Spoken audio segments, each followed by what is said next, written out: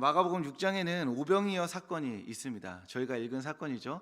이거는 다윗과 골리앗 이야기만큼 전 세계적으로 널리 알려진 이야기입니다. 이단에 가도 알려져 있고 가톨릭에 가도 알려져 있고 신천지도 알고 있고 저쪽 주지스님도 알고 있는 너무나 유명한 말씀이죠. 그런데 6장에 이 오병이어 사건과 함께 기록되어 있는 이 사건은 사실 기독교인들도 잘 모르는, 그리고 같이 연결해서 읽지 않으려고 하는 본문이 하나 있습니다. 그게 뭐냐면 헤롯 왕 이야기죠. 이 이야기는 어찌 보면 세례 요한의 마지막 이야기이기도 하지만 사실 이 이야기는 헤롯 왕의 이야기입니다. 이 헤롯 왕은 로마 황제 아우구스투스에게 3등분된 팔레스타인 지역 중에 한 부분을 수여받은 그 왕입니다. 그래서 성경에서는 분봉왕이라고 합니다. 저는 이게 무슨 양봉 같은 느낌의 표현, 어릴 때는 이게 뭐지, 이게 분봉 양봉 같은 맥락인가 싶었는데 그게 아니라 이제 땅을 나눴는데 그 나누어진 땅을 분여받아서 통치하는 왕으로서 분봉왕이라는 거죠. 그러니까 사실상 로마 왕제가 임명한 갈릴리와 베레아 지역을 통치하는 대리 통치자로서 헤롯 왕이었던 겁니다.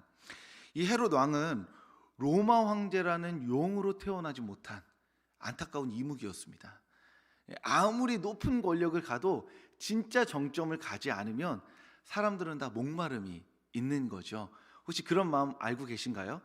저는 이제 늘 오늘 아침에 새벽 일부 설교하러 나올 때도 이렇게 거울을 보면서 한번 이렇게 어떻게 생겼나 이렇게 한번 보고 거울 만진 다음에 탄식을 내뱉으면서 조금 더 잘생겼으면 은혜가 됐을 텐데 안타깝다, 뭐라도 발라야 되나, 이런 마음을 이렇게 한숨을 이렇게 팍 쉬고 조금 더 잘생겼으면 조금 더 설교를 좀 못해도 보시기에 먹음직하고 선악과처럼 좀 좋을 것 같은데 라는 마음이 들었습니다.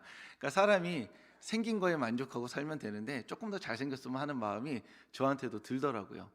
그런 것처럼 이 헤롯 왕도 이미 충분히 갈릴리와 베레아 지역에서 왕으로서 자신의 권한을 행사하는 사람이었는데 그럼에도 불구하고 자기 머리 위에 로마 황제가 있는 거예요. 그리고 그 황제가 진짜 왕 같아 보였기 때문에 이 헤롯 왕은 자신이 정말 왕이 되고 싶어 했습니다. 그래서 주후 39년에 스스로 왕이 되려고, 그러니까 로마 황제와 상관없이 자기가 있는 지역에서 나 이제 로마랑 상관없어, 왕이 될 거야 하고 우리나라 말로 하면 역모를 꾸몄다가 이제 로마 황제한테 들켜가지고 유배돼서 쫓겨나기까지 합니다. 그러니까 오늘 마가복음 6장에 헤롯 왕이 등장했다, 그리고 마가가 이 헤롯 왕의 이름을 적었다는 얘기는 왕이 되고 싶은 그 허영심과 욕망에 가득 찬 사람, 그리고 동시에 로마 황제라는 용이 되고 싶어서 개천에서 용 쓰고 있는 이무기의 의미를 담고 이 헤롯 왕을 등장시킨 것입니다. 즉 이 헤롯 왕을 보면 우리가 어떤 생각을 해야 되냐면 그냥 헤롯이구나 이렇게 생각해야 되는 게 아니라 왕이 되고자 하는 허영심에 찌든 인간, 그리고 자기 스스로를 왕으로서의 정체성을 가지고 삶을 살아갔던 사람인 것입니다. 그런데 이와 반대로 예수님은 마가복음 1장 1절에 어떻게 기록되어 있냐면 하나님의 아들 예수 그리스도라고 기록되어 있습니다. 즉 하나님의 왕적 통치를 수행하고자 이 땅 가운데 보냄받은 하나님의 아들, 이 땅의 참된 통치자이자 왕이신 분, 그분이 바로 예수님, 그분이시다라는 겁니다.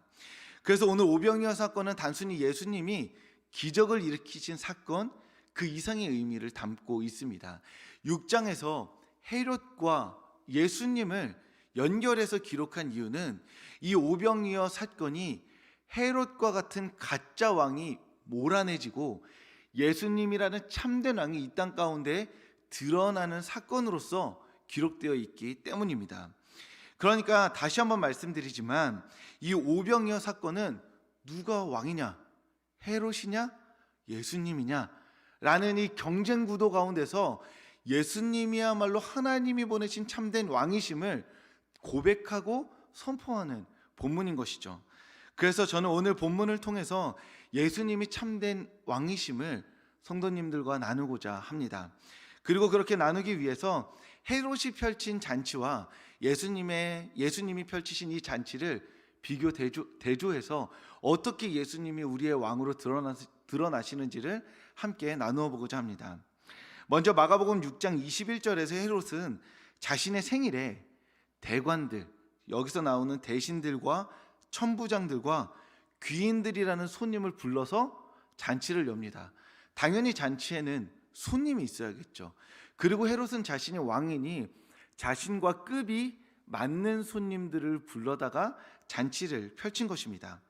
그런데 이와는 확연한 차이를 보이는 것이 예수님이 베푸신 잔치인데, 예수님이 베푸신 잔치는 마가복음 33절, 오늘 본문의 33절에 보면 큰 무리가 예수님을 쫓아 달려왔다라고 하고 있습니다.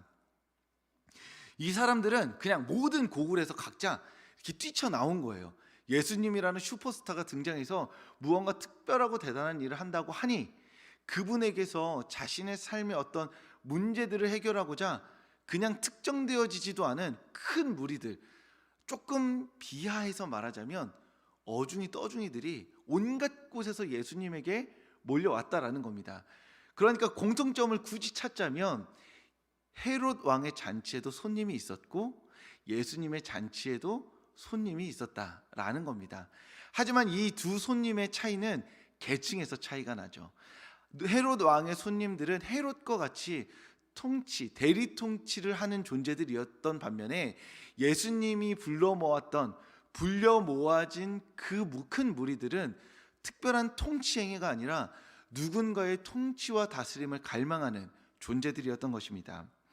그리고 나서 이 손님들이 계층적으로 이런 차이를 보이지만 또 다르게 이 문장 안에 한국어 번역에는 등장하지 않는 다른 의미의 공통점이 있습니다.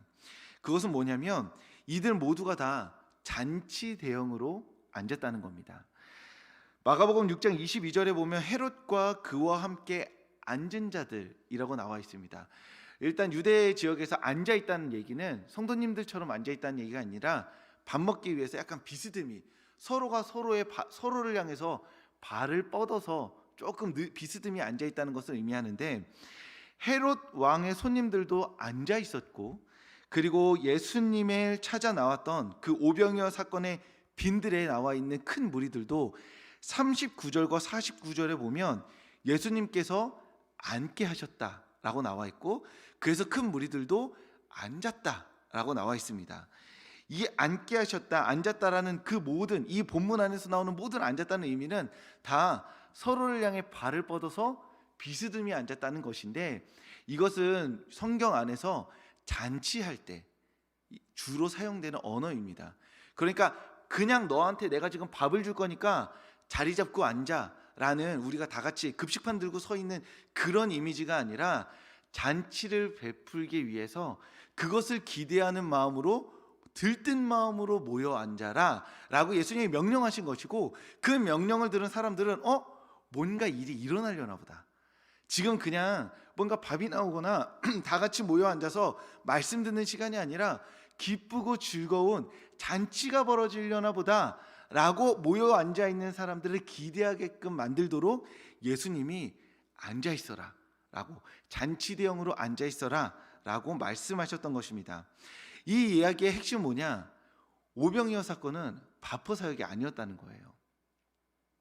헤롯 왕과 헤롯 왕이 펼친 잔치와 대비되어서 왕이신 예수님이 자신의 백성들을 먹이시기 위해 베푼 왕의 잔치였다는 겁니다.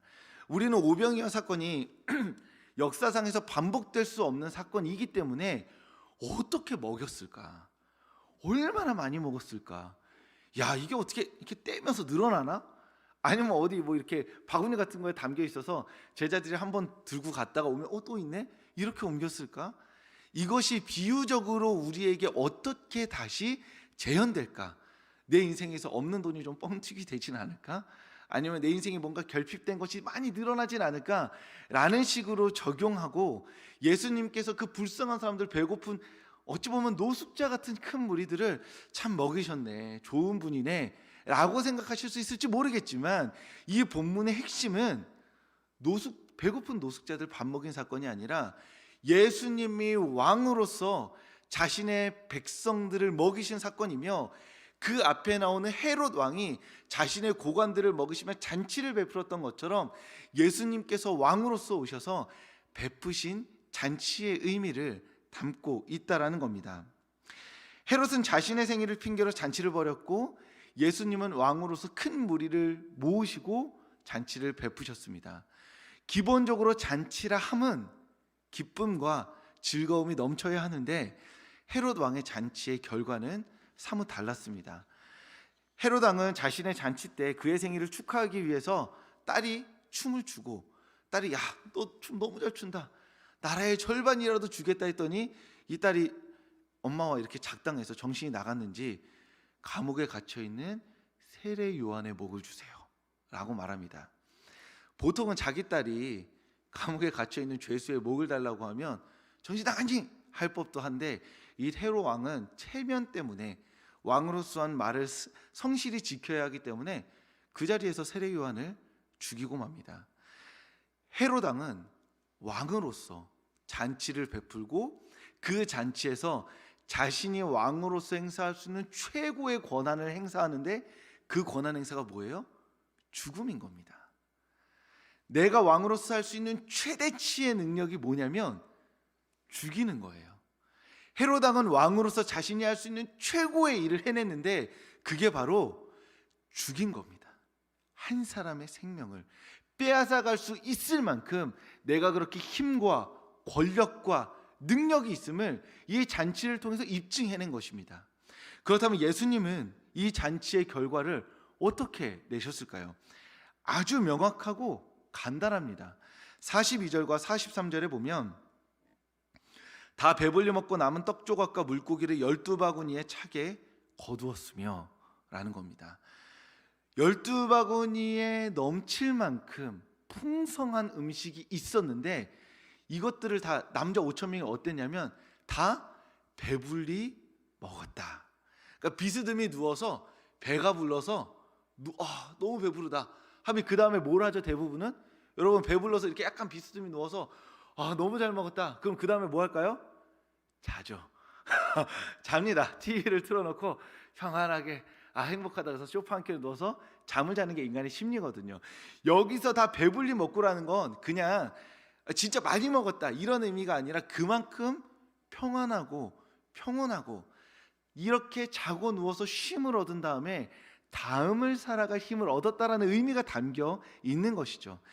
헤롯은 죽음을 남겼다면, 예수님은 자신이 가진 권한과 능력을 최대한 사용해서 모두를 배불리 먹이고 그들에게 새로운 삶을 살 수 있는 생명을 부여하셨던 겁니다. 예수님의 오병이어 사건은 먹여서 살리신 사건이고, 생명을 부여함으로 말미암아 새로운 삶을 살 수 있는 첫걸음을 부여한 사건이었습니다. 헤롯은 앞서 말씀드렸던 것처럼 죽음을 만들어내서 자신의 힘과 권력을 드러냈고, 예수님께서는 생명을 만들어내어 새로운 삶을 살 수 있는 힘을 주었습니다. 헤롯이 추구한 왕으로서의 정체성은 이것이었죠. 한 사람에게 최후의 심판을 가할 수 있는 힘과 능력.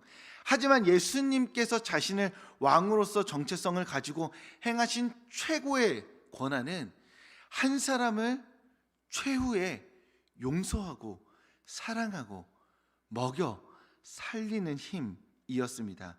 그것이 바로 예수님이 바라는 왕의 정체성이었습니다.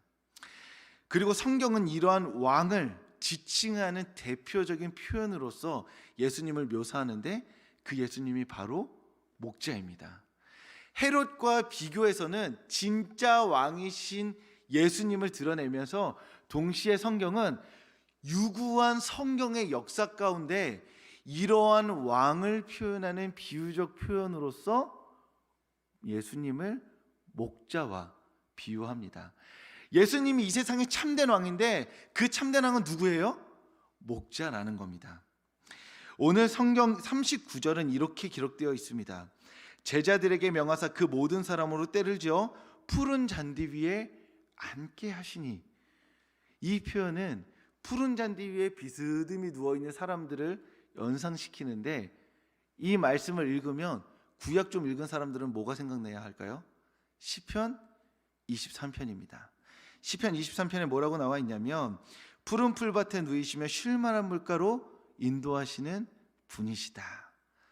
하나님은 목자가 되어서 자신의 양들을 푸른 풀가로 인도한 다음에 거기서 비스듬히 누이셔서 그들을 배불리 먹게 하시는 분이신데, 예수님께서 오병이어 사건에 자신을 따라온 큰 무리들을 푸른 잔디로 인도하시고 비스듬히 누워서 먹이심으로써 그들을 배부르게 하셨다라는 겁니다. 이러한 목자의 이미지는 시편 23편뿐만이 아니라 에스겔서 34장 11절부터 15절까지도 나와 있습니다. 에스겔서에 보면 이렇게 나와 있는데, 좋은 우리에 누워 있으며 이스라엘 산에서 살찐 꼴을 먹으리라. 내가 친히 내 양의 목자가 되어 그것들을 누워 있게 할지라 라고 나와 있습니다. 성경 안에서는 하나님께서 자신을 목자로 비유하시면서 내가 양들을 먹일 것이다 라고 말씀하시는데, 예수님께서 오늘 본문 안에서 자신의 양들을 먹이시고 누이시고 살리심으로써 바로 그 성경에 나와 있는 시편 23편에 나와 있는 에스겔 34장에 나와 있는 그 목자가 바로 나다라고 선언하고 계신 것이죠. 시편 1편과 에스겔 34장의 목자가 바로 오병이어 사건의 예수님, 그 목자신 것입니다. 예수님은 자신을 왕으로서 정체화한 헤롯과 비교하여서 이 땅에 오신 참되신 왕이시면서 성경 안에 예언된 목자로서 자신의 양들을 먹이시고 살리시는 분이신 것입니다. 그래서 예수님은 오늘 본문 34절에 자신을 향해 나오는 큰 무리를 보시면서 야, 큰 무리가 왔구나 라고 말씀하시지 않으시고 그들을 보며 어떤 마음을 느끼세요? 목자 없는 양 같아서 그들을 불쌍히 여기셨습니다. 예수님께서 큰 무리들을 먹이신 이유는 배고파해서 먹이신 게 아니에요. 그들이 허기졌기 때문에 먹이신 게 아닙니다. 그냥 자신한테 나왔으니까 빨리 먹이고 돌려보내고 쉬려고 퇴근하려고 먹이신 게 아닙니다. 그 자신을 찾아온 그 큰 무리들을 보니, 그 허기 가운데 있는 황망함을 보니, 그 삶의 메마름을 보니, 그 삶의 허무함을 보니, 그 사람의 슬픔과 눈물을 보니 목자 없는 양 같아서 불쌍해서 목자로서 그들을 먹이시고 그 메마른 마음을 생명으로 채우셔서 예수 그리스도 안에서 다시 살아갈 힘을 주기 위해서 목자로서 그 양들을 먹이셨던 것입니다. 그 큰 무리들을 먹이셨던 것입니다. 예수님은 그렇게 자신의 양들을 먹이셨습니다. 헤롯은 다른 사람의 생사 여탈권을 쥐고 있으면서 자신이 왕이 된 거라 착각했지만, 성경은, 그리고 하나님은 보아라, 너희 마음의 황망함을, 너희 인생의 허무함을, 너희 인생의 그 허기짐을 채워줄 참된 목자가 바로 여기 예수님, 예수 그리스도 그에게 있다. 그러니 그에게 와서 먹고 마셔라. 너희의 참된 생명을 예수 그리스도 안에서 다시 시작하라 라고 오늘 본문을 통해 말씀하고 계신 것입니다. 그래서 우리는 예수님이 주신 그 오병이어의 떡을 먹지 않아도 여전히 오늘 배부를 수 있는 것이고, 여전히 예수 그리스도 안에서 참된 생명을 누릴 수 있는 것입니다. 왜냐하면 예수님께서 남기신 그 말씀이 오늘 우리에게 있기 때문입니다. 이 말씀 안에서 살아가고자 하는 사람들, 자신의 인생의 허기짐을 가지고 예수님께 큰 무리처럼 나와서 주님, 제가 길을 잃었습니다. 제 인생의 이 황망함을 채울 길이 없습니다. 제 인생의 눈물을 닦을 위로가 없고 제 인생을 살아갈 용기가 없는데 저를 먹여주시고 저를 푸른 풀밭에 뉘어서 배부르게 하여 주시옵소서. 다시 한번 내 삶을 시작하고 싶은데 그 시작할 분기점이 어디가 되어야 할지 잘 모르겠습니다. 그러니 예수님, 나를 붙잡아 주셔서 내 인생을 먹여주셔서 다시 한번 오늘 이 주일 말씀의 시간에 하나님의 말씀으로 나를 위로하여 주셔서 내가 오늘을 기점으로, 오늘을 분기점으로 다시 한번 예수님 안에서 새날을 살게 하는, 새날을 살기 시작하는 그 주님의 양이 되게 하여 주시옵소서. 그렇게 그 간절한 마음으로 나오는 그 모든 성도님들을 주님께서 말씀으로 먹이시고 새날을 살게 하여 주실 줄로 믿습니다. 그래서 이 오병이어 사건은 예수님이 목자가 되어 주셔서 우리를 먹이시겠다는 그 약속의 말씀인 줄로 믿습니다. 오늘도 주님께서 성도님들을 이 예배 자리 가운데 불러주셨습니다. 그리고 하나님의 말씀을 여러분에게 선포하심으로써 여러분의 인생 가운데 향방 잃은 그 마음에, 소망을 잃은 그 마음에, 우리에게 닥친 앞으로의 한 주를 살아낼 생각만 해도 한숨 지어지는 이 인생 가운데 여러분들을 하나님의 말씀으로 먹이시고, 내가 너의 목자가 되니 나의 손을 잡고 다시 한번 우리의 삶을 새롭게 시작하자. 내가 너를 위로하고 배부르게 하고 오늘 이 시간 여러 모양과 방식으로 너의 삶을 붙들어 줄 테니 오늘 나와 함께 다시 시작하자라고 말씀하고 계십니다.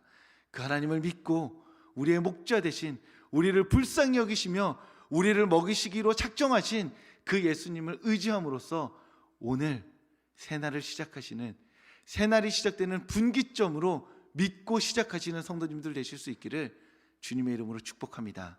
기도하겠습니다. 하나님, 오늘도 우리를 예배 자리 가운데 불러주셔서 감사합니다. 오늘 말씀을 통해 예수님이 누구신지, 우리를 불쌍히 여기시며 우리를 먹이기로 작정하신 그 예수님을 우리가 맛보아 알게 되었습니다. 아버지 하나님, 비록 짧고 부족한 말씀이었지만 이 말씀을 통해 선포된 그 예수 그리스도 안에서 우리가 순종하며 새날을 살게 하여 주시옵소서. 아버지 하나님, 이곳저곳 많은 곳을 찾아가 보았습니다. 나를 만족시키고 나를 위로해 줄 수 있다고, 눈물 닦아주겠다고 약속하는 무수히 많은 세상의 자리에 가보았습니다. 하지만 여전히 우리를 불쌍히 여기시고 우리를 먹이시며 충만하게 하시는 이는 예수 그리스도 한 분뿐이심을 이 시간 믿음으로 고백합니다. 그러니 주님, 우리를 먹여주시고 새날을 살게 하여 주시옵소서. 사랑합니다 예수님. 예수님 이름으로 기도합니다. 아멘.